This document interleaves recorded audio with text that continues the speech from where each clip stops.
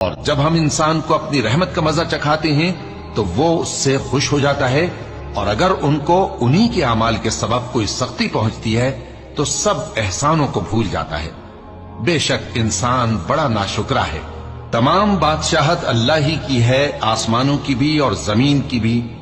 وہ جو چاہتا ہے پیدا کرتا ہے، جسے چاہتا ہے بیٹیاں عطا کرتا ہے اور جسے چاہتا ہے بیٹے بخشتا ہے، یا ان کو بیٹے اور بیٹیاں دونوں عنایت فرماتا ہے، اور جس کو چاہتا ہے بے اولاد رکھتا ہے۔